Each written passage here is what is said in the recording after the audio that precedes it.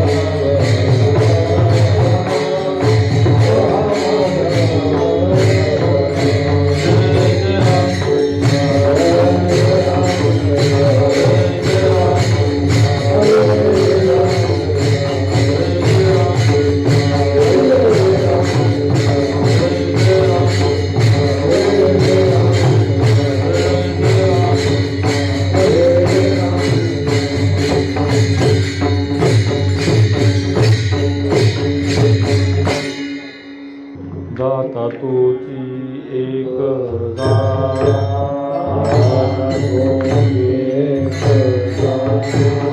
दाता तोची एक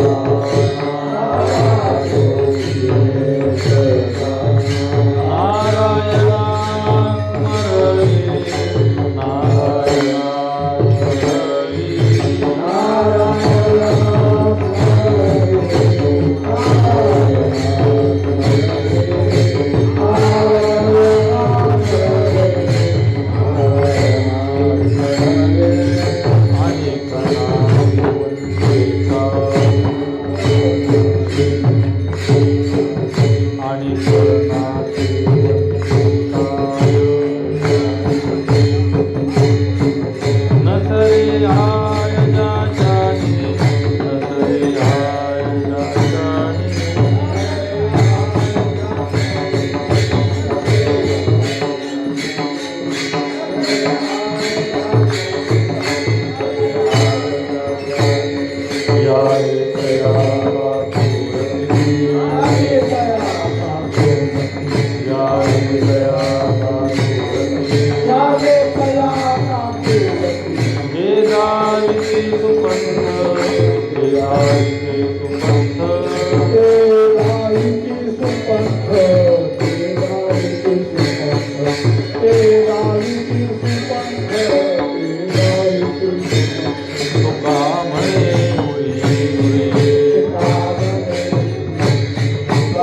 Amen.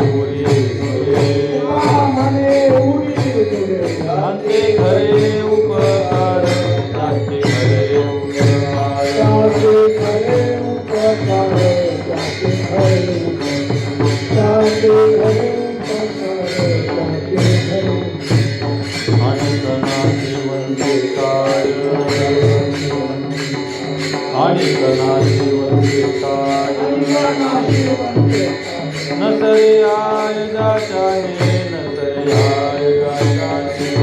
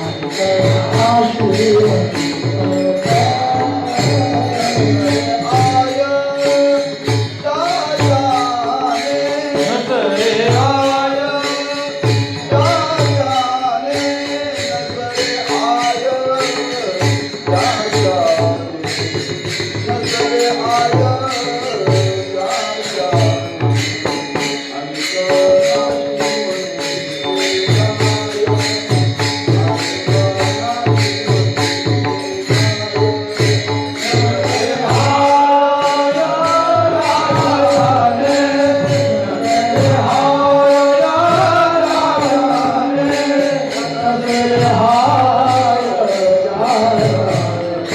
नसरे हाय अंतनाशी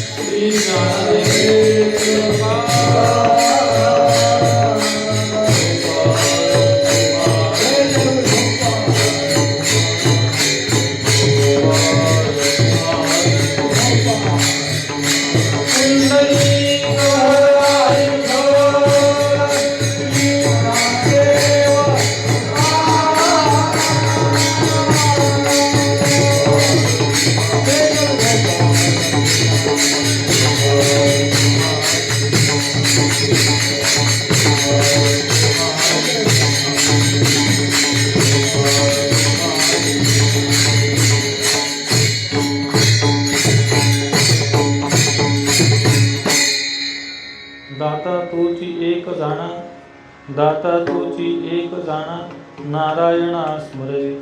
आणिक नाशिवंते काय, आणिक नाशिवंते काय, नसरे आय किंवा हाय ज्याच्याने. यावे तया काकुळती, यावे तया काकुळती, जे दाविती सुपंथ. आणिक नाशिवंते काय, आणिक नाशिवंते काय, नसरे आय ज्याच्याने. तुका म्हणे उरी नुरे, तुका म्हणे उरी नुरे, त्यांचे खरे उपकार. आणिक नाशिवंते काय, आणिक नाशिवंते काय, नसरे आय ज्याच्याने. ठोकर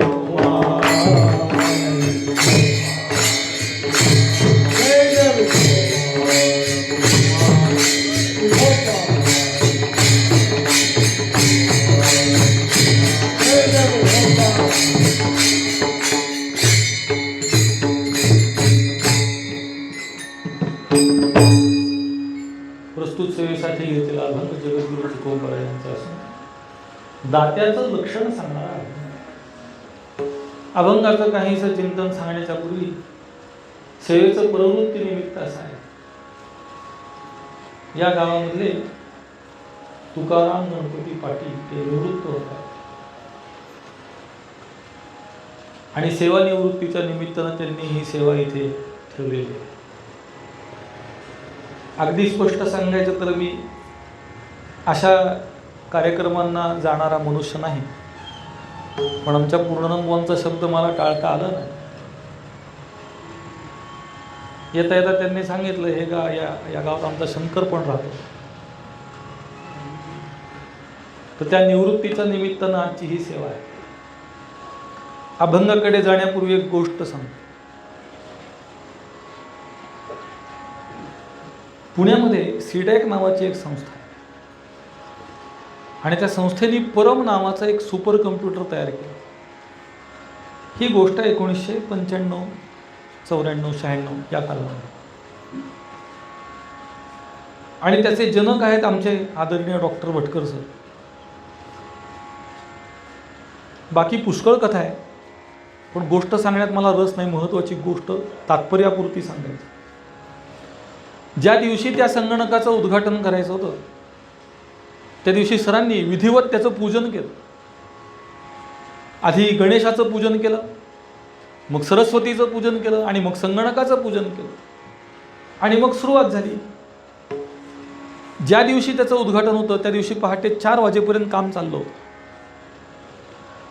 ते नीट सुरू होणार का नाही कोणाला माहीत नव्हतं, कारण संगणक ही गोष्ट अशी आहे, यंत्र ही गोष्ट अशी आहे, ती कधी बंद पडेल कधी चालू होईल काही सांगता येत नाही. आज आम्ही येताना आमच्या गाडीचं पुढचं चाक एकदम अचानक फुटलं. आज काय यंत्र आहे ते, त्याला काय करता येत, पण ते कोणाला माहीत नव्हतं. पण त्याची कळ दाबली आणि ते व्यवस्थित चाललं. त्या दिवशी संध्याकाळी एक पत्रकार परिषद होती आणि सगळ्या भारतामधून सगळे पत्रकार आलेले होते. आदरणीय सरांना त्यांनी एक प्रश्न असा विचारला की तुम्ही शास्त्रज्ञ आहात आणि शास्त्रज्ञांनी असं पूजा वगैरे करणं बरोबर आहे का, असा त्यांनी प्रश्न विचारला. तर सरांनी दिलेलं उत्तर असं आहे की इतर ठिकाणी जेव्हा कशाची सुरुवात केली जाते तेव्हा लोक अपेयपान करतात, अभक्ष्यभक्षण करतात. त्यांना तुम्ही विचारत नाही की चांगल्या वेळी ही गोष्ट अशी का करताय तुम्ही, आणि आम्ही पूजा केली तर तुम्ही विचारता तुम्ही पूजा का केली. आणि गुरुवर्य महाराजांनी दिलेलं उत्तर असं आहे, प्रत्येक कार्याला 5 कारण आहेत.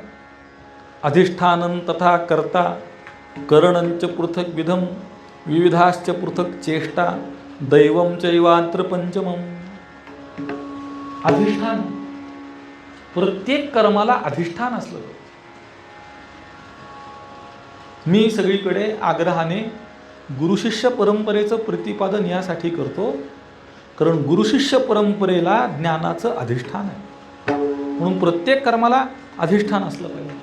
अधिष्ठानं तथा कर्ता, करणारा असला पाहिजे. करणंच पृथक विधम, वेगवेगळ्या प्रकारची साधनं असली पाहिजे. म्हणजे हजामत करायची तर वस्त्र असलं पाहिजे, खड्डा खोदायचा तर कुदळ फावडा असलं पाहिजे, शेती करायची तर नांगर बैल असले पाहिजे. साधन असल्याशिवाय कोणतीही क्रिया घडत नाही. विविधाश्च पृथक चेष्टा, प्रयत्न पाहिजे. म्हणजे माझ्याकडे सगळं आहे पण माझा प्रयत्न नाही, उपयोग नाही. कितीतरी विद्यार्थी मी आता पाहतो बुद्धिमान आहेत पण प्रयत्न करत नाही. विषयांतर होईल, क्षणभर करतो. आपली पिढी मोबाईलने वाया गेली. पूर्वीच्या पिढीमध्ये काय पाठांतर आहे लोकांचं. यांच्याकडे ते सूरदास, किती पाठांतरे, भरपूर 1000-2000 अभंग, 1000-2000 ओव्या सहज पाठ. आता पुढच्या पिढीला तुम्ही पाठांतर करायला सांगा, करत नाही. प्रयत्न नको आहे. म्हणून प्रयत्नाशिवाय कोणतंही कार्य होत नाही. विविधाश्च पृथक चेष्टा, आणि सगळ्यात शेवटी दैवम चैवात्र पंचमम. तुमच्या इथे कोणी आता सगळीकडेच आहे या काय म्हणतात त्याला स्पर्धात्मक परीक्षा, MPSC UPSC वगैरे, त्याच्यामध्ये पुष्कळ आता हल्ली पदवीधर किंवा धरपदवी झालं की तिकडेच पळत असेल. तर त्याच्यात असं आहे की इतके गुण पडले म्हणजे तुम्ही उत्तीर्ण असं काही नाही आहे. तुम्हाला समजा 200 पैकी 190 पडले तर 191ला बंद होऊ शकतं. ह्याला म्हणायचं दैव. म्हणून सगळ्यात महत्वाचा अंश शेवटचा आहे तो दैव, आणि त्याची अनुकूलता प्राप्त व्हावी म्हणून देवतेचं पूजन आहे. त्याप्रमाणे आता या निवृत्तीच्या निमित्तानं काहीतरी उगीच करण्यापेक्षा कीर्तन सेवा आयोजित केली. फक्त माझी काय केली मला माहीत नाही. मी त्या प्रामाणिक सांगतो, कीर्तनकार प्रवचनकार हा जो साचा आहे, ढाचा आहे, त्याच्यात न बसणार आहे. अलीकडच्या काळात तर कीर्तनाचा दर्जा इतका खालावला आहे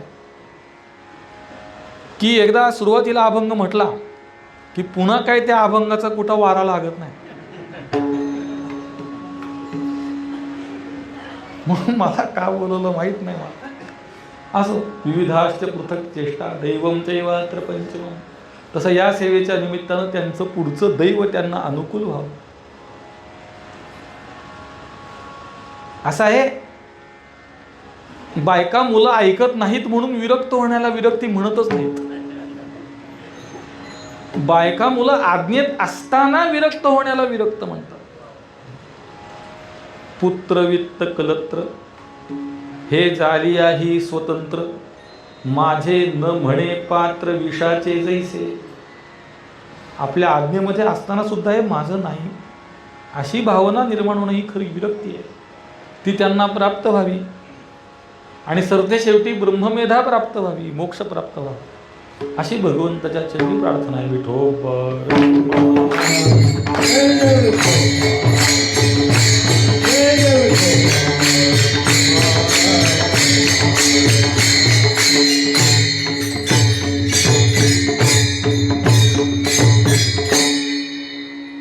दाते अनेक प्रकारचे आहेत. काही लोकांचं आडनावच दाते. काही लोक दान करताना मनापासून करतात. काही लोक दान करताना आपल्या मागची पीडा जावी म्हणून करतात. काही लोक दान करताना दुसऱ्याला त्रास व्हावा म्हणून करतात.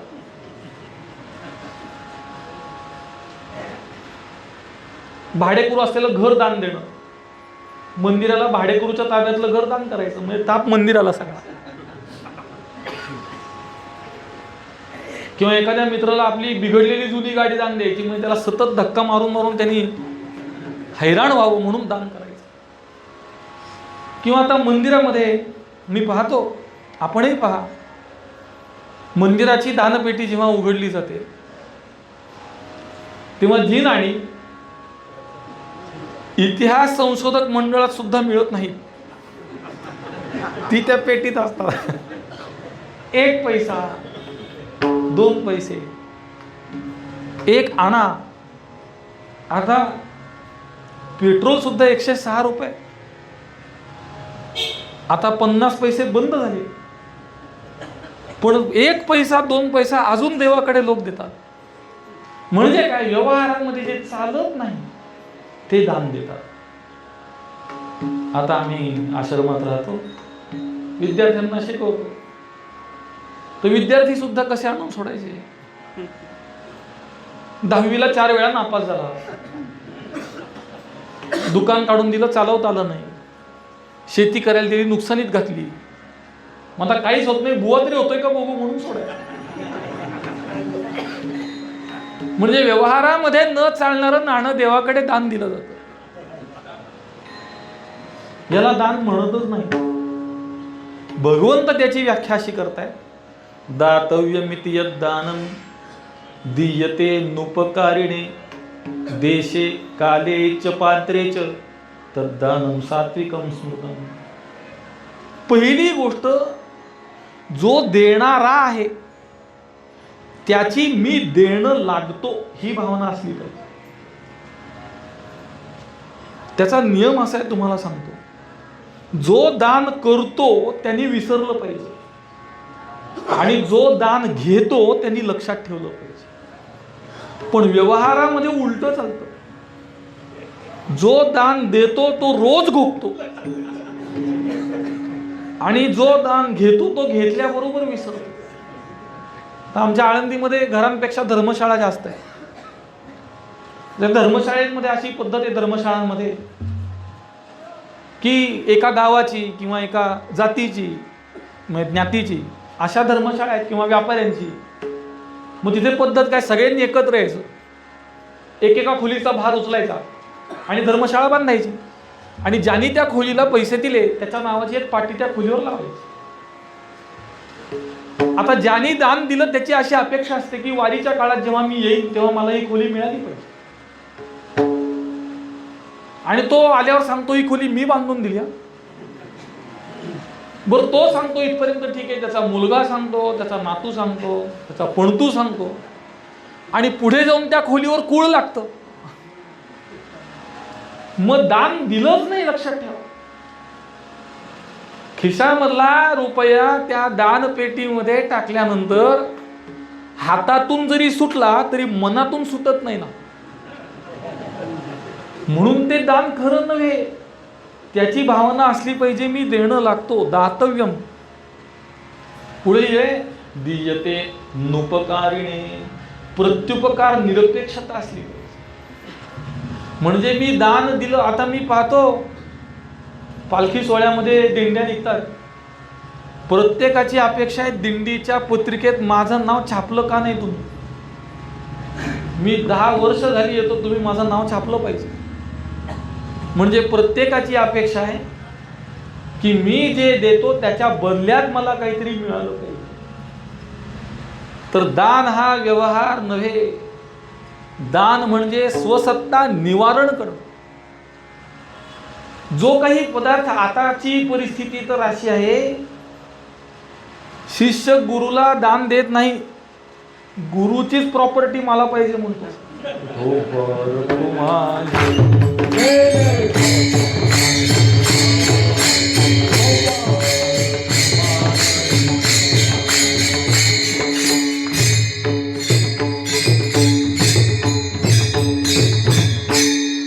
म्हणजे प्रत्युपकार निरपेक्षतेशिवाय त्याला दान म्हणता येत नाही. आणि पुढे देशे काले च पात्रे च, देश पवित्र असला. आपल्याकडे काशीला जाऊन दान करण्याची पद्धती, आळंदीला पंढरपूरला जाऊन दान करण्याची पद्धती, पण त्या दानामध्ये लोकांची प्रवृत्ती भिकाऱ्याला दान द्यावं अशी जास्त. भिकाऱ्याला द्यावं देऊ नये ज्याचा त्याचा विषय आहे, पण देश चांगला आहे म्हणून जो कोणी तिथे असेल त्याला दिलं. पुढे काल चांगला असला पाहिजे. पूर्वी मुंबईमध्ये ग्रहण सुटल्यानंतर ट्रक फिरायचे आणि ते जोरजोरात ओरडायचे, दे दान सुटे गिरा, दे दान सुटे गिरा. ग्रहण सुटल्यानंतर लोक दान गोळा करत फिरायचे. म्हणून काल चांगला असला पाहिजे आणि सगळ्यात महत्वाचं पात्र चांगलं असलं पाहिजे. मी पूर्वी काही म्हातारी माणसं पाहिजे, आता तशी माणसं राहिली नाही. आणि असली तर आनंदाचा किंवा अभिमानाचा विषय.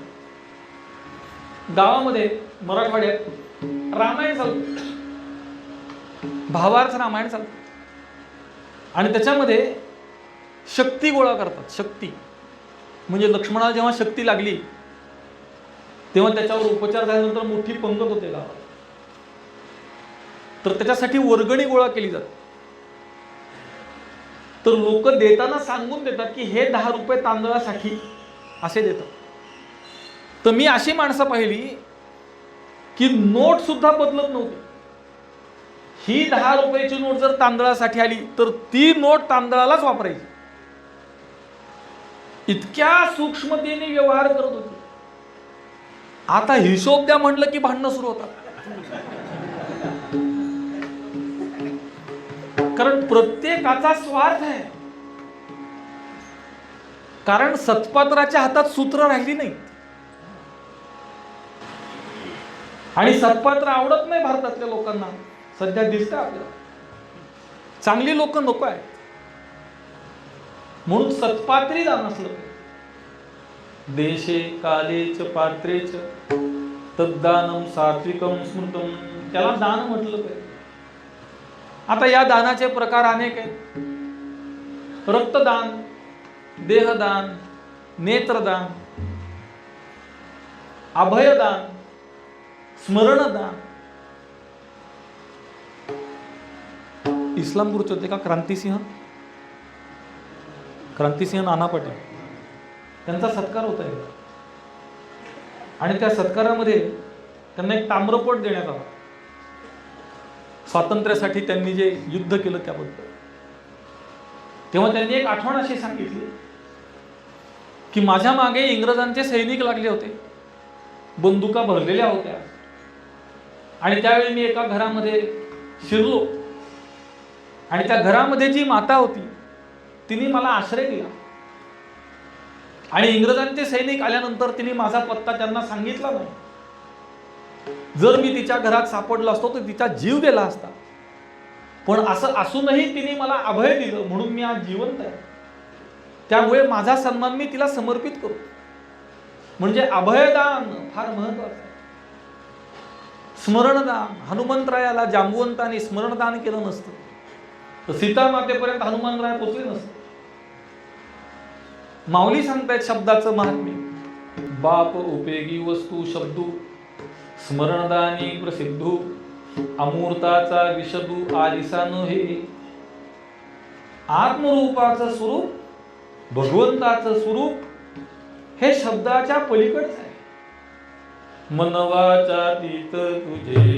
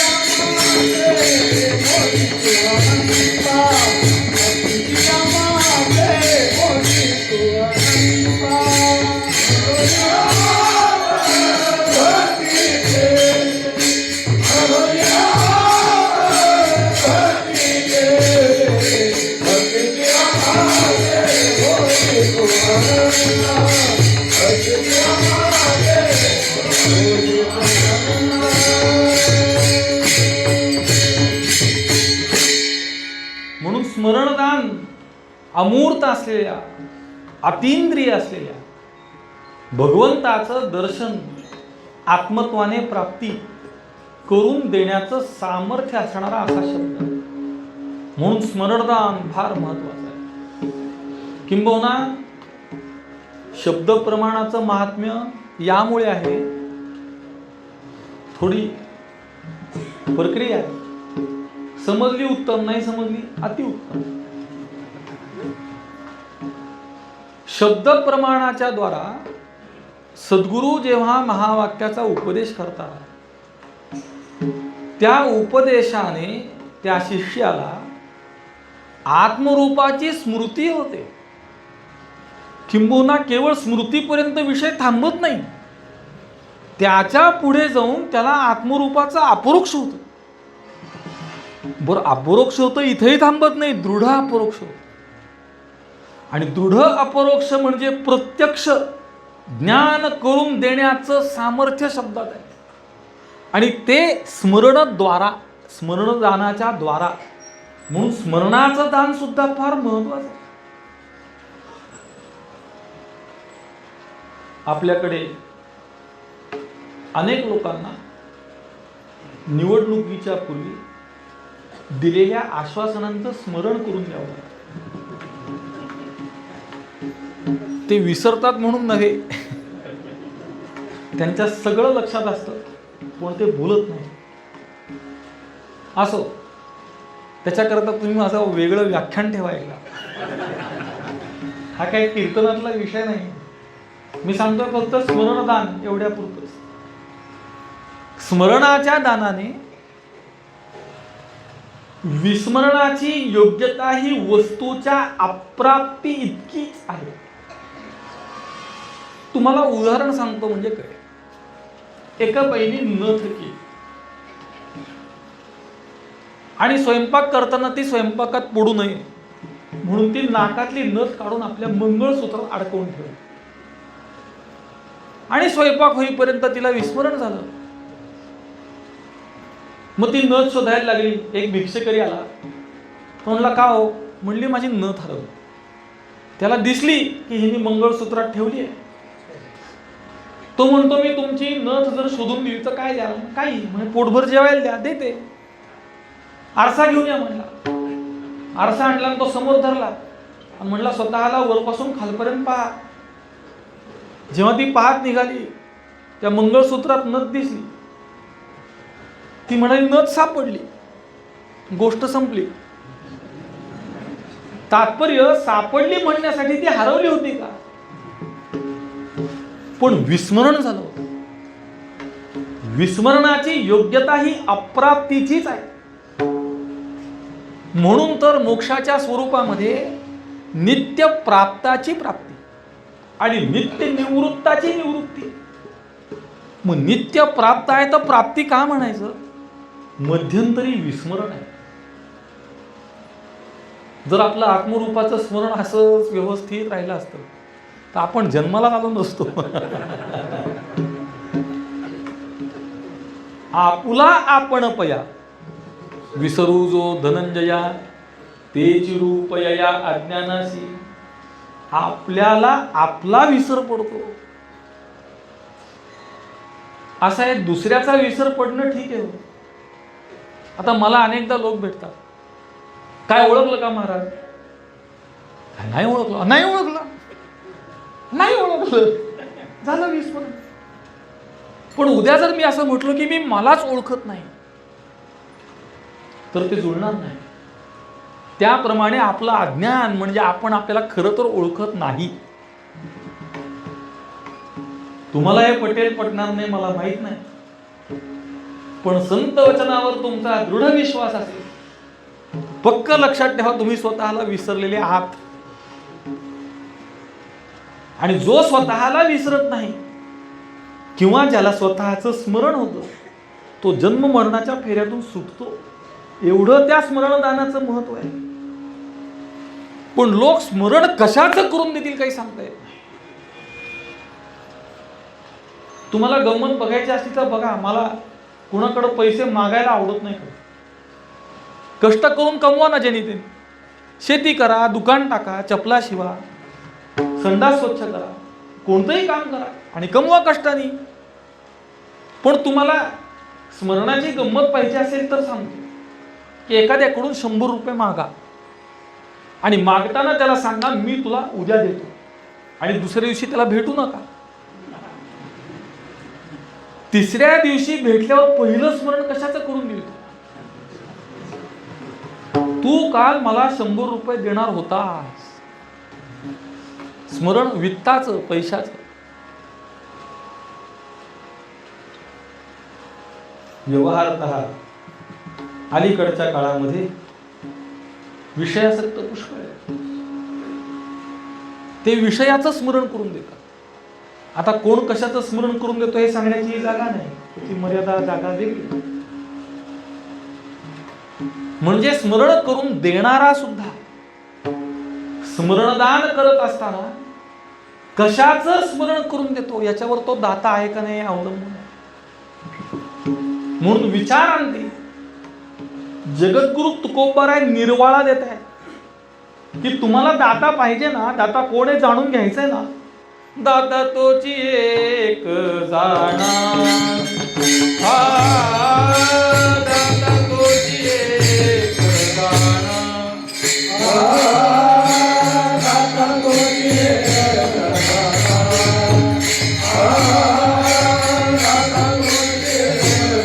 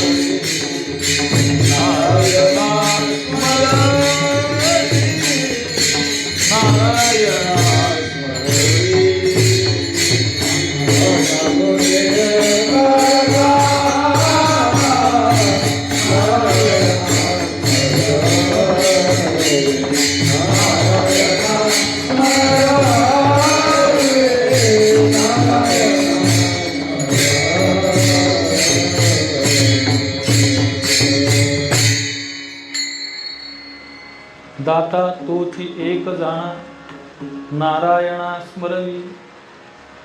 विस्तार पुष्कळ करण्यासारखा आहे, पण आपल्याला वेळेची मर्यादा आहे. पण महत्त्वाच्या गोष्टी सांगून पुढे जाऊ. दातृत्वाविषयी आत्ता मी आपल्याला सांगितलं आहे. पुढे जगद्गुरु तुकोबरायांनी शब्द वापरलाय तोची. जिथे जिथे चकार आहे तिथे तिथे तो निश्चयार्थी असतो, ज्याला मराठीमध्ये पॉसिबिलिटी किंवा शक्यता असं म्हणतात. त्याच्यासाठी चकार कधी वापरला जात नाही. चकार वापरला जातो निश्चयासाठी. ज्ञानात एव तू कैवल्य, ज्ञानानेच मोक्ष, तिथे चकार आहे. त्याप्रमाणे अन्यांना तुम्ही दाता समजू नका. म्हणजे ते दाते असले तरी खरे दाते नव्हे. धोपर कुमार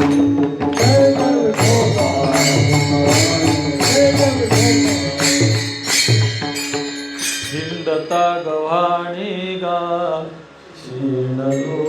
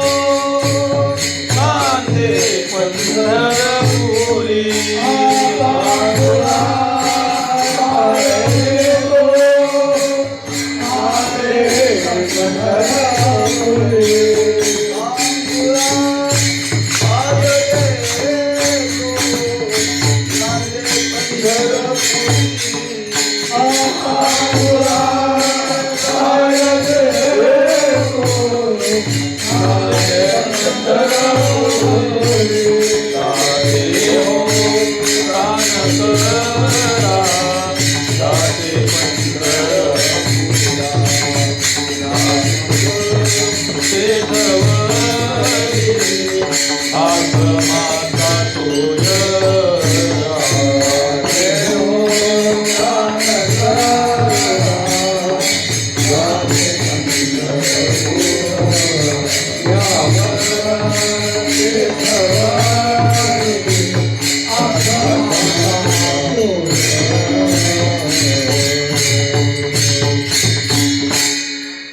काही दुःख असे आहेत जी भोगून संपतात. काही दुःख असे जर मानली तर आहेत, नाही तर नाही आहेत. उदाहरणार्थ, मी बुटका आहे, मानलं तर दुःख आहे. मी काळा आहे, मी गोरा आहे, मी म्हातारा आहे, मी तरुण आहे, मानलं तर दुःख. काही दुःख असे जी भोगून संपतात. एखादं काही चुकीचं कर्म केलेलं असतं किंवा एखादं चांगलं कर्म केलेलं असतं. परवाच आमचा विषय झाला की पाप तर पाप आहेच, पण पुण्यही पापच आहे. विचारांती किंबहुना पुण्याची पापरूपता जरा कठीण आहे. त्याला उदाहरण सांगितलं मी. खिळा आहे, टोचतोय, पण सोन्याचा आहे. तसं पुण्य म्हणजे सोन्याचा खिळा आहे, चांगलं आहे, पापाच्या तुलनेत चांगलं आहे, पण विचारांती पापरूप आहे. म्हणून तर माऊली लिहितात, पुण्यात्मके पापे स्वर्गाचे. पुण्यात्मक पाप याचं कारण ते संपणार आहे, त्याला अंत आहे. विहिरीला झरा आहे, झरा आटला, विहीर भरलेली असू द्या, आज न उद्या ती कोरडी होणार आहे. त्याप्रमाणे हे पुण्य पापाच्या तुलनेत जरी चांगलं असलं तरी विचारांती पापरूप आहे. आणि त्याच्यापासून जर सुटका करून घ्यायची असेल तर निष्काम कर्म केलं पाहिजे. मी सांगतो याच्याकरता की काही दुःख भोगून संपतात आणि काही दुःख असे भोगूनही संपत नाही. उदाहरणार्थ, जन्म मरणाचं दुःख आहे, आता भोगलं की आता संपलं पाहिजे, संपत नाही. त्याचं कारण, जन्मल्यापासून मरेपर्यंत आपण गुणांनी राहतो का? नाही राहत. सतत कर्म करतो, नुसतं करत नाही, कधी विहित करतो, कधी निषिद्ध करतो. आणि त्याच्याही पुढे जाऊन आपल्याला आपण केलेल्या कर्माच्या फलाची अपेक्षा आहे. चांगल्या वाईट कर्म केलं तर त्याचं फल नको आहे, पण चांगलं केलं तर त्याचं फल पाहिजे. मग हे जन्मल्यापासून मरेपर्यंत जे करत राहतो त्यात पुढच्या जन्माचं बीज आहे. म्हणून हिंडता गव्हाणे गा शिणलो येर झाली, न मिळेची दाटा कोणी, जन्म दुःख निवारी. जन्मदुःखाचं निवारण करणारा कोणी मिळाला नाही, आणि तो हा आहे. म्हणून तोची कोण, जो भगवंताचं स्मरण करून देतो. पुन्हा प्रक्रिया आहे, थोडी कठीण आहे. कळाली उत्तम, नाही कळाली अतिउत्तम. जेव्हा सद्गुरू तत्वमसी महावाक्याचा उपदेश करतात तेव्हा त्यातल्या तत् आणि त्वम पदाचा पहिल्यांदा वाच्यार्थ केला जातो, ज्याला शक्तिवृत्तीने होणारा किंवा प्रथमोपस्थित अर्थ म्हणतात. आणि त्या अर्थाचे वाच्य आहेत जीव आणि ईश्वर. मग वाच्यार्थ जुळत नाही, कारण जीव हा अल्पज्ञ आहे, ईश्वर सर्वज्ञ आहे. किंबहुना जीवाचं आणि ईश्वराचं स्वरूप विरुद्ध आहे. म्हणून तत्वमसी महावाक्याच्या उपदेशाप्रमाणे निश्चय होत नाही. मग करावी लागते लक्षणा. मग लक्षणेमध्ये पुन्हा प्रकार आहेत, जहत लक्षणा, अजहत लक्षणा, जहद जहत किंवा भागत त्याग लक्षणा. आणि ती लक्षणा करून विरुद्धांशाचा परित्याग करायचा, सुरुद्धांशाचा स्वीकार करायचा, एकत्वाचा निश्चय करायचा, अशी सगळी प्रक्रिया आहे. मूलतः प्रश्न असा आहे, तत्त्वम असी हे तुम्हाला स्मरण करून कोणी दिलं? तुमच्या सद्गुरूंनी करून दिलं. म्हणून तुमचे सद्गुरूच एकमात्र दाते आहेत, दुसरा कोणी दाता नाही. मी अनेक गुरुभक्त पाहिले, फार जवळून पाहिले. त्यातले काही ब्रह्मलीन झाले, काही शिल्लक आहे. त्या गुरुभक्ताची भावना इतकी आहे की खरोखरीच प्रसंग आला तर तो आपल्या कातड्याचे बूट करून, चपला करून आपल्या सद्गुरूच्या पायात घालेल, इतकी त्याची भावना आहे. त्याचं कारण, मला दुसऱ्यांनी पैसा दिला असता मला दुसऱ्याने मोठं केलं असतं किंवा मला दुसऱ्याने अजून काही दिलं असतं, पण मला माझं स्मरण करून देण्याचं काम ज्यांनी केलं ते एकमेव दाते. म्हणून दाता तोची एक जाणा नारायणा स्मरणी. आणि बाकीची दानं लोक देत नाहीत असं नाही, काही काही लोक चांगलंही दान देतात. मी मगाशी सांगितलं तसं बिघडलेली गाडी, भाडेकूर असलेलं घर, असंच सगळे देतात असं नाही आहे. अनेक लोक चांगलंही दान देतात. कोण चांगलं चुंगलं करून जेव घालतं लोकांना, अन्नदान करतं. कोण चांगले चांगले कपडे वाटतं गरिबांना. आमच्या माहितीतले एक गृहस्थ आहेत, ते दर हिवाळ्यामध्ये एक 5-10 हजार चादरी वाटतात फुकट. आणि या कानाचं या कानाला कळू न देता ते गाडीमध्ये चादरी घेऊन निघतात. आणि रस्त्यावर कोणी चादरीशिवाय कुडकुडतं असं दिसलं की त्याच्या अंगावर झोपेत पांघरून निघून जातात. कुणाला माहीत सुद्धा नाही. मला माहीत आहे कारण मी त्यांच्या बरोबर होतो म्हणून, नाही तर बाकी कुणाला माहीत सुद्धा नाही. असेही जाते आहेत. पण त्यात भानगड अशी आहे, आणि नाशिवंते काय, आणि नाशिवंते काय, आणि नाशिवंते काय, आणि नाशिवंते काय, आणि नाशिवंते काय, आणि नाशिवंते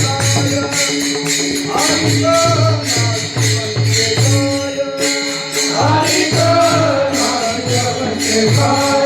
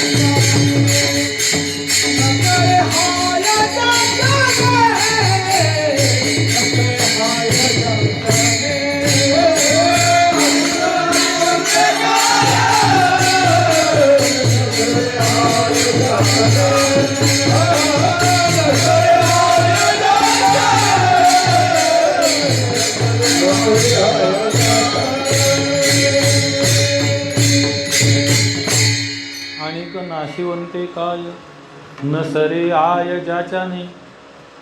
बाकीची दानं ही नाशिवंत आहे.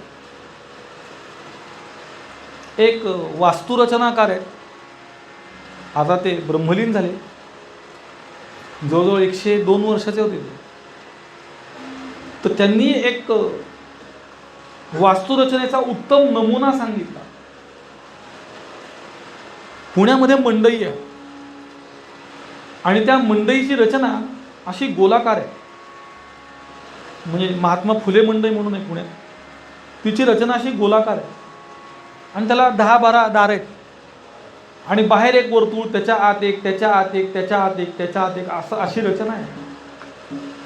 तर ज्यांनी ती रचना केली त्या वास्तुरचनाकाराचा दृष्टिकोन त्यांनी सांगितला.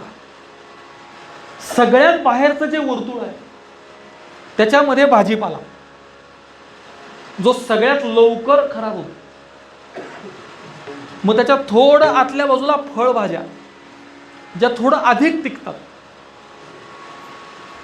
त्याच्या आतमध्ये बटाटा वगैरे, जे त्यापेक्षा थोडं अधिक टिकतं. त्याच्या आतल्या बाजूला कडधान्य किंवा गहू ज्वारी, जे अजून अधिक टिकतं. आणि त्याच्या आत सुकामेवा, जो सगळ्यात जास्त टिकतो. अशी त्या मंडईची रचना आहे. मग नाशिवंत पदार्थ बाहेर, त्यापेक्षा अधिक टिकाऊ आत, त्यापेक्षा अधिक टिकाऊ आत, अशी रचना आहे ती. कारण माणूस आल्याबरोबर तो नाशिवंत पदार्थ जर घेऊन गेला तर नाशिवंत पदार्थ खराब व्हायच्यात विकला जातो. आणि नाशिवंत पदार्थ जर आत ठेवला तर तिथपर्यंत माणूस सहजासहजी जात नाही, तो खराब होण्याची शक्यता आहे. कारण त्याचा आयुर्मानच 1 दिवस 2 दिवसाचा आहे, तेवढ्यात तो विकला गेलाच पाहिजे. आत्ताच्या भाजीपाल्याचा काही विचारू नका. तुम्हाला जर मी सांगितलं उद्यापासून तुम्ही जेवण सोडून द्या, अशी परिस्थिती आहे आपल्याकडे. सांगतो तुम्हाला, सोडलं तर चांगलंच आहे. आपल्याकडे त्या भाजीपाल्याला 2 प्रकारचे फवारे होतात. एक होतो तणनाशक, दुसरा होतो कीटकनाशक. त्या कीटकनाशकात आणि तणनाशकात विष आहे. मग कीटक मरतातच ना, त्यांनी तण मरतच ना. मग मरतं म्हणजे विष असल्याशिवाय मरतंय काय? विष आहे त्याच्यात. आणि एकदा त्या फळावर जी किंवा भाजीपाल्यावर जी फवारणी केली जाते, त्याचा एकदा फवारणी केली तर त्याचा आपल्या शरीरावरचा पूर्ण प्रभाव संपण्यासाठी 10 वर्ष लागतात. आणि एका भाजीवर 21 वेळा फवारणी होते, आणि आपण ती रोज खातोय. म्हणजे एक भाजी एकदा खाल्ली तर तिचा प्रभाव जायला 210 वर्ष लागणार आहेत. जेवढं आपलं आयुष्य नाही, किंबहुना 100 सुद्धा आता जगत नाही कोण. आता पुढे पुढे तर, कारण कली युगाची गती अधिक आहे. मग 4,32,000 वगैरे सांगितलं तरी गती अधिक आहे. तुम्हाला तंत्रज्ञानातलं उदाहरण सांगतो, ज्यांना कळेल चांगलं, नाही कळलं अजून चांगलं.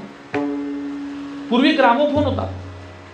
अशी एक सुई असायची, ती ठेवायची आणि खाली ती तबकडी फिरायची, आणि वर असा भोंगा होता, त्यातून ते गाणं ऐकायला यायचं. ते जवळजवळ 50 वर्ष ते तंत्रज्ञान होतं. नंतर आली कॅसेट. कॅसेटचं तंत्रज्ञान 20 वर्ष होतं. मग आली सीडी. सीडीचं तंत्रज्ञान 5-1 वर्ष राहील. मग आली DVD. ते तंत्रज्ञान 1-1.5 वर्ष राहील. मला पेन ड्राईव्ह.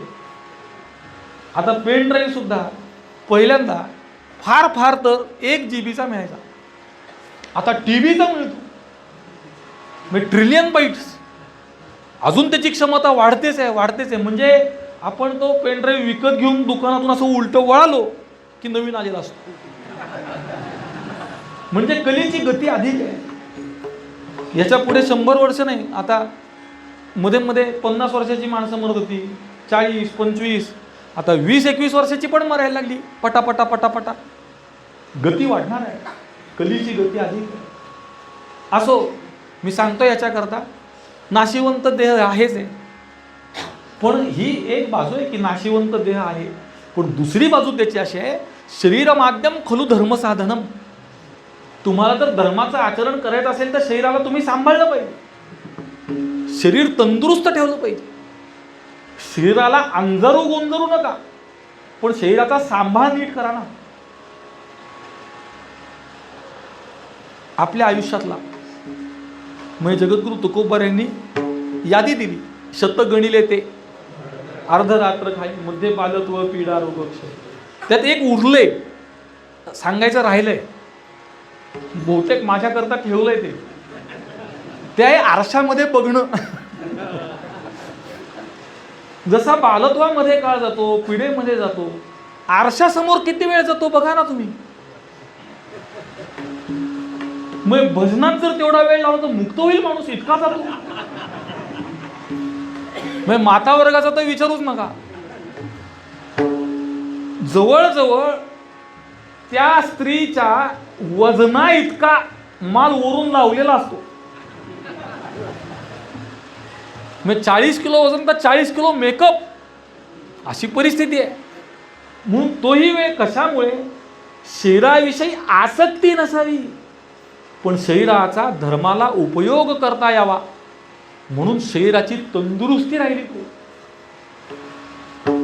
कारण नाशिवंत आहे मान्य आहे, पण जोपर्यंत आहे तोपर्यंत असं परखड ग्रामीण भागातला शब्द आहे की असं ढुंगण घासून मरण्यापेक्षा तंदुरुस्त राहून मरावं ना, धडधाकट राहून मरावं. म्हणून शरीराला जपलं पाहिजे. असो तर अणिक नाशिवंते काय, बाकी सगळी ताने नाशिवंत आहे.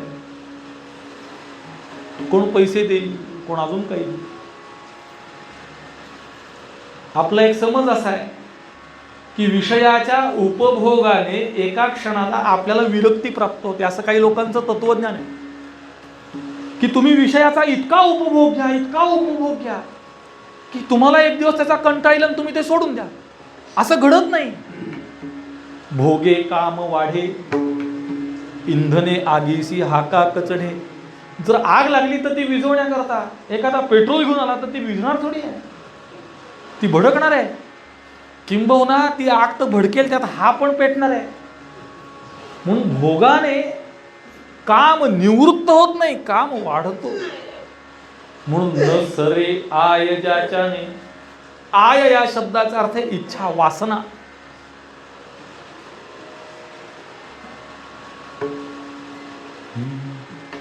जन्म घेणे लागे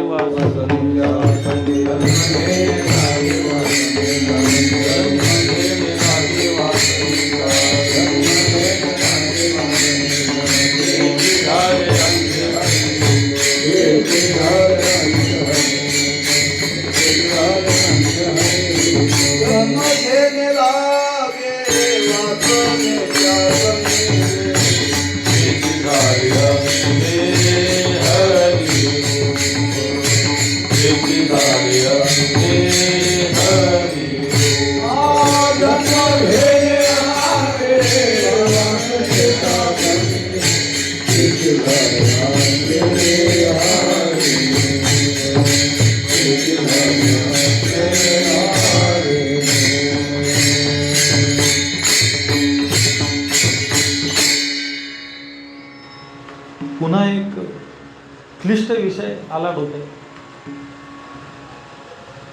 गुरुवरे महाराजांनी मला एका क्षणी असं सांगितलं की याच्या पुढे कीर्तन पाठ करून करायचं नाही, चिंतन करून विषय मांडायचा.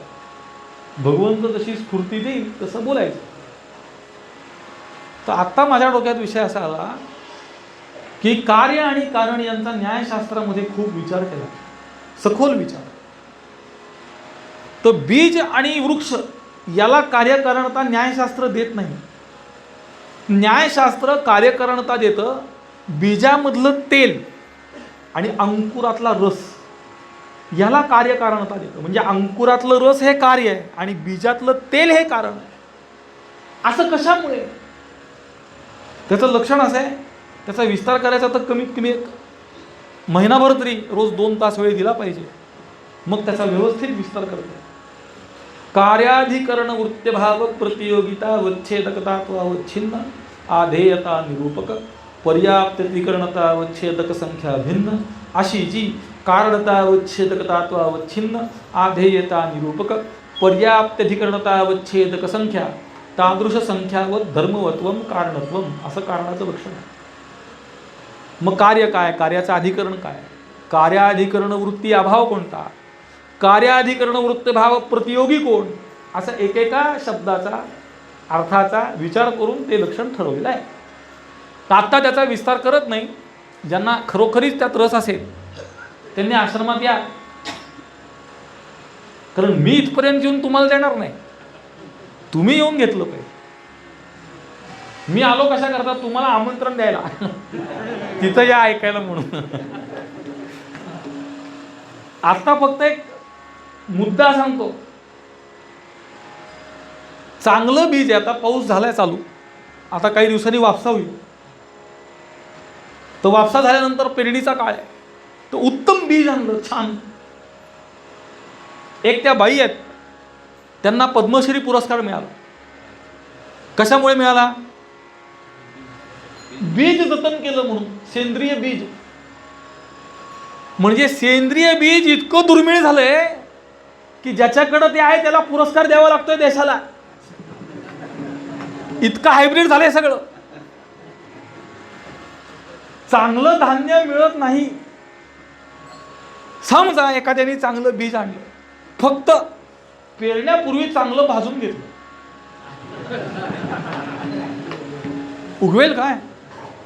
त्याचं कारण बीज दिसायला जरी बाहेरून चांगलं असलं तरी आता त्याच्यातून अंकुर निर्माण करण्याची शक्ती असलेलं तेल संपलं. भाजताना त्यातलं तैलत्व निघून गेलं. आता ते बीज पेरलं तरी त्यातून अंकुर येणार नाही.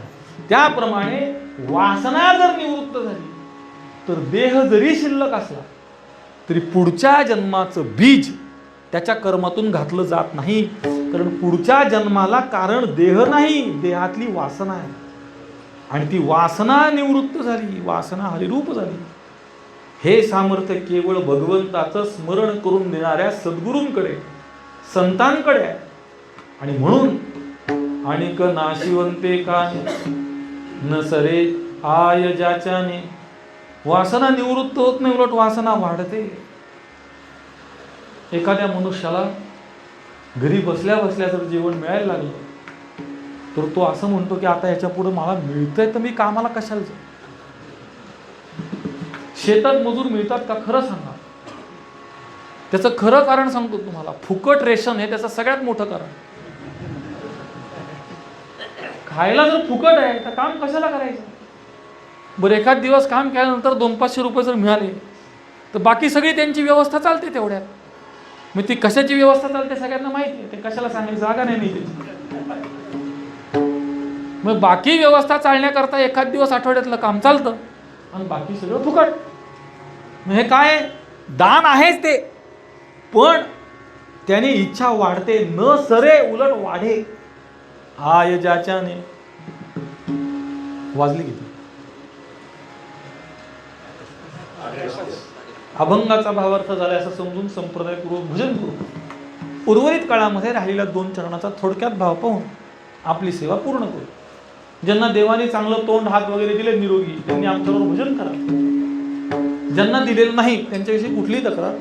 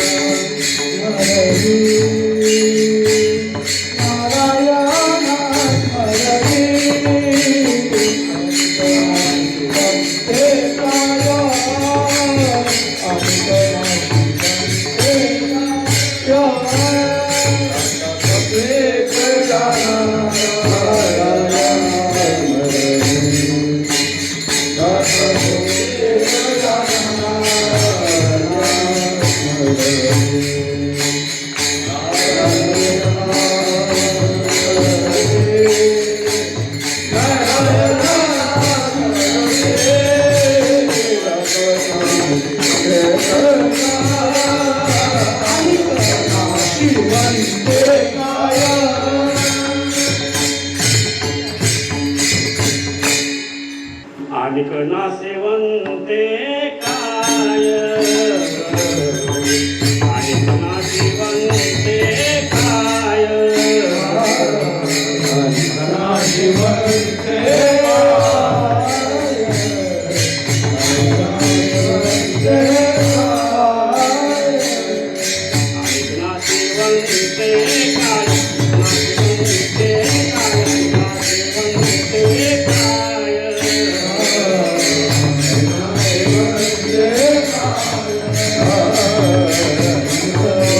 Yeah.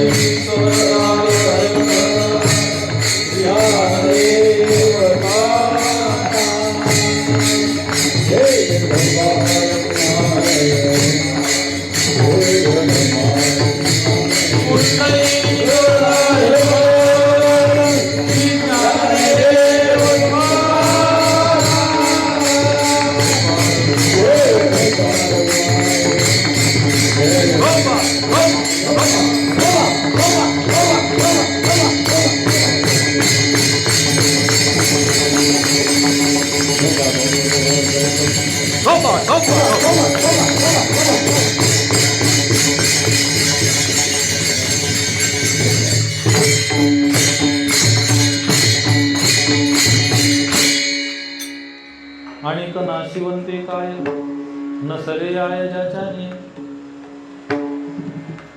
यावेत या काकुळती यावेत या काकुळती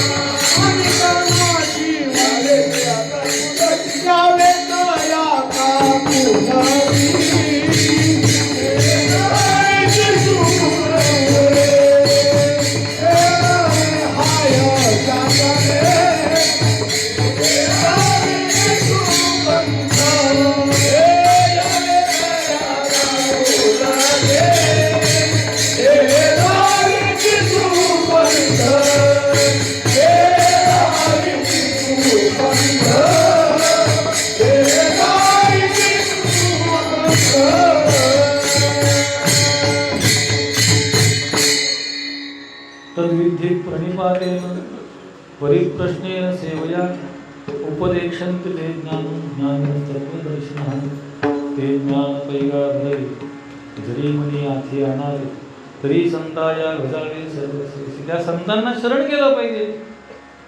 यावे तया काकुळती जे दाविती सुपंथ जे आपल्याला सन्मार्ग दाखवतात त्यांना शरण गेलं पाहिजे, काकुळती आलं पाहिजे.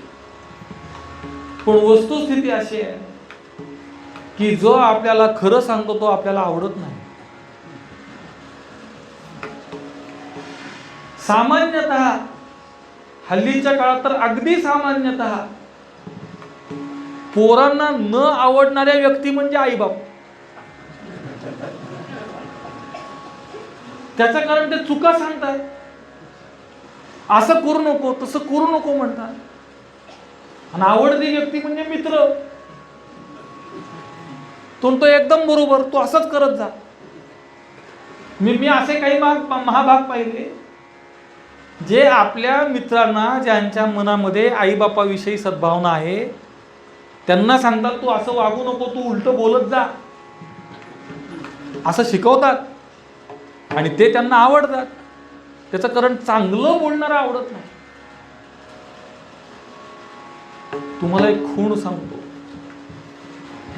जर तुम्हाला कोणी दुसऱ्यांनी तुमचा दोष दाखवला, तो दोष खरोखरी असेल आणि त्यांनी तो दोष सांगितला, यामुळे तुमच्या मनामध्ये त्याच्याविषयी कृतज्ञतेचा भाव निर्माण झाला तर तुमचा परमार्थ सुरू झाला.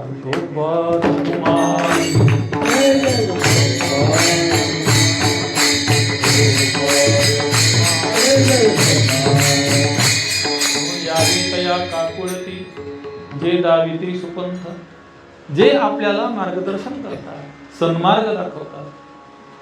किंबहुना प्रपंचाविषयी विरक्ती जरी निर्माण व्हायची असेल तरी मार्गदर्शक असला पाहिजे. मार्गदर्शकाशिवाय परमार्थातली कोणतीही गोष्ट जुळत नाही. कोणी म्हणतं, एकदा एक गृहस्थ गुरुवरे महाराजांकडे आले आणि ते म्हणाले की आमची संघटना सुद्धा वारकरी संप्रदायासारखंच काम करते, तर वारकरी संप्रदायाने आणि आम्ही असं मिळून काम केलं पाहिजे. गुरुवरे महाराजांनी त्यांना पहिला प्रश्न असा विचारला आम्ही गळ्यात माळ घालतो, तुम्ही घालत नाही. मग आता आम्ही काढायची का तुम्ही घालायची? तर त्याशिवाय एकत्र काम जमणार नाही. वारकरी संप्रदायात पहिली गळ्यात माळ पाहिजे. वारकरी संप्रदायात नियम आहे. वारकरी संप्रदायाकडे पुढची पिढी काय येत नाही, नियमात राहायला नको. बाकी अडचण काही नाहीये, पण अपेयपान करू नका, अभक्ष भक्षण करू नका. ज्ञानेश्वरीच्या 50 तरी ओव्या वाचा रोज. वर्षातून एक तरी वारी करा. गळ्यामध्ये तुळशीची माळ घाला. वाईट बोलू नका, वाईट वागू नका. हे नकोय. तुम्ही कसंही वागा, महिन्याला 1000 रुपये आमच्याकडे आणून टाका, तुम्ही मुक्त. हे चालतं. आता हे कुठं चालतं ते मी सांगत नाही तुम्हाला. हे चालतं की तुम्हाला काय वागायचं वागा, तुम्ही फक्त आमच्याकडे पैसे आणून टाका, तुम्ही मुक्त. असं नाही होत. म्हणून लोकांना जो चांगलं सांगतो तो आवडत. चांगलं म्हणजे खरं, आणि चांगलं फक्त खरंच असतं, बाकी सगळं वाईटच आहे. आपली स्तुती आपल्याला आवडायला लागली, आपला तमोगुण वाढला समजायचं. माझ्या पाहण्यात काही लोक आहेत अशी अतिश्रीमंत की त्यांनी स्तुती करण्यासाठी पगारी माणसं ठेवली. मग तो जर पडला तर वा वा काय छान पडलं तुम्ही, असं येऊ इथपर्यंत स्तुती. म्हणजे त्याला शुद्ध मराठीमध्ये शब्द लाळ घोटेपणा, याच्याकरता माणसं ठेवली. तमोगुण वाढल्याचं लक्षण आहे. पूर्वी राजदरबारामध्ये स्तुती पाठक नावाचं पद होतं. ज्या राजाच्या दरबारात स्तुती पाठक नाही तो खरा, जनतेला कायम उपलब्ध असणारा. आता आपण लोकशाही लोकशाही म्हणतो, पण तुम्ही मंत्रालयात जा, सामान्य माणसाला तिथं पोचेपर्यंतच घाम निघतो. मग लोकशाही कसली? लोकशाही म्हणजे पहिला मान सामान्याला पाहिजे ना. दार सताड उघडी पाहिजेत सामान्य माणसाला. 25 वेळा तपासतात, 25 तपासतात. माणूसच आता माणसंच मशीन मधनं घालायची राहिली फक्त.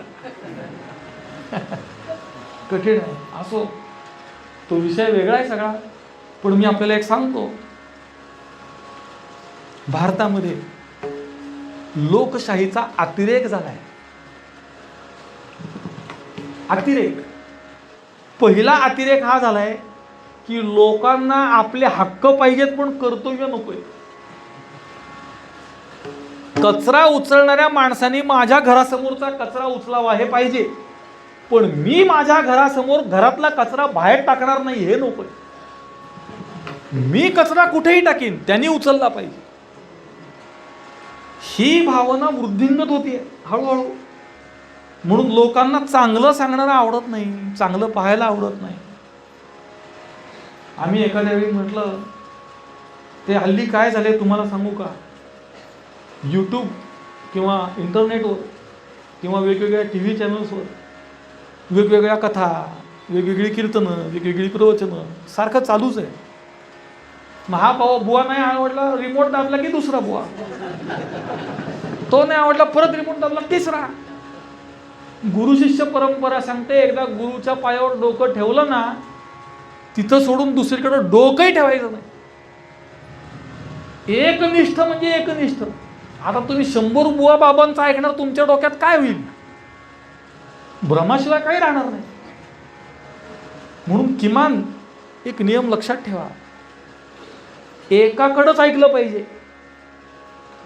आता जर त्याच्याकडं ऐकायचं त्यालाच येत नसेल तर तुमचंही दुर्दैव आणि त्याचंही दुर्दैव. पण नियम हा की एकाकडंच ऐकलं पाहिजे, किमान एका परंपरेत ऐकलं पाहिजे. कारण परंपरेच्या बाहेर जर गेलात ना तर तुमच्या त्याला शब्द एक श्रुतिविप्रतिपन्न तो असा एक शब्द आहे. आता त्याचा विस्तार करायला तास 2 तास पाहिजे, म्हणून आता तो विस्तार करत नाही. म्हणून यावेत या काकुळती जे दाविती सुपंथ. आणि जर तुम्ही त्यांना काकुळतीने शरण गेलात, त्यांनी सांगितलं ऐकलं, त्याचं फळ काय? तुका म्हणे उरी नोरे, तुका म्हणे उरी नोरे. वाजले किती? वाजले किती?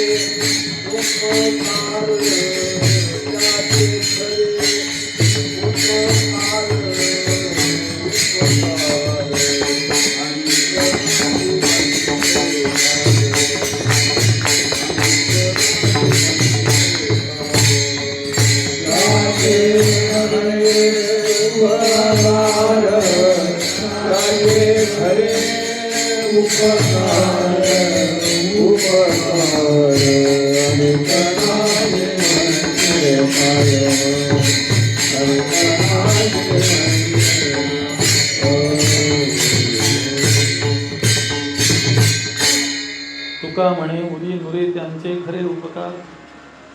गुरुरे महाराज जो दृष्टांत सांगतात तो मी आपल्याला सांगतो. दुसरे दृष्टांत देता येणार नाहीत अशातला विषय नाही आहे, पण परंपरेनेच चालत आलेले दृष्टांत हे दोषरहित असतात. त्याच्या मागे त्यांची तपश्चर्या आहे, त्यांचा अभ्यास आहे आणि सगळा विचार करून तो दृष्टांत दिला आहे. जसा रज्जू सर्पाचा दृष्टांत आहे, विचारपूर्वक दिला आहे, तसा हा दृष्टांत सुद्धा विचारपूर्वक परंपरेने आलेला आहे.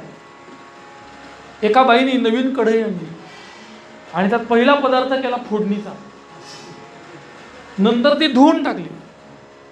अगदी सोनुंब्यो की काय शक्तीवाला बिंबा त्यांनी धुतली आणि नंतर त्यात केला शिरा. तर नंतर केलेल्या शिऱ्याला आधी केलेल्या फोडणीचा बारीक वास राहतो. तो बारीक वास राहण्याला म्हणतात उरी उरणं, आणि तेवढंही शिल्लक न राहणं म्हणजे उरी नुरे. वासना पुसट सुद्धा राहत नाही, वासनेचा संस्कार सुद्धा राहत नाही. स्वच्छ असं आहे.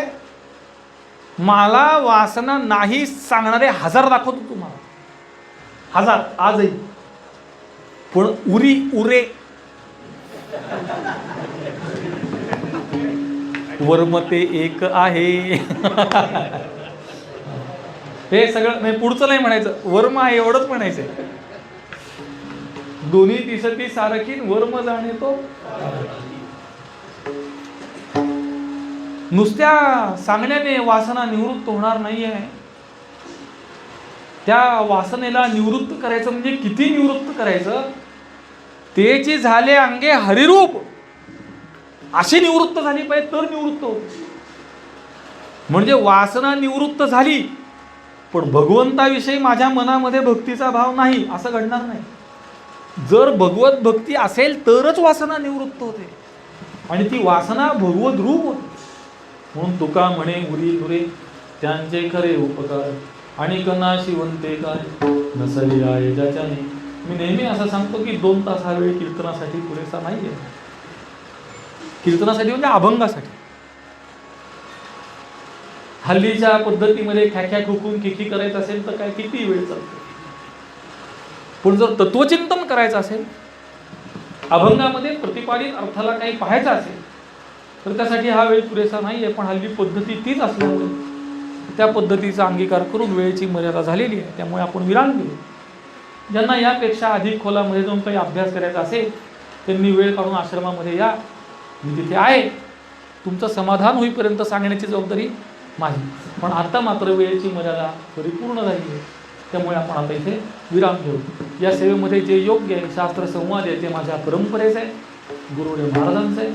शास्त्र विसंवादी माझं स्वतःच आहे. योग्य त्याचा अंगीकार करा, अयोग्य माझं माझ्याजवळ राहू द्या. झालेली सेवा रुक्मिणी प्राण संजीवन बापू विठ्ठलेशाच्या चरणी.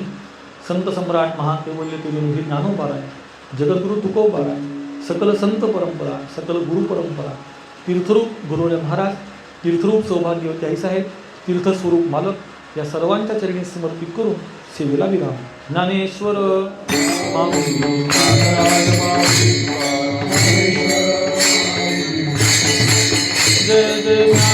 ज्ञानेश्वर माऊली. जय जय ज्ञानेश्वर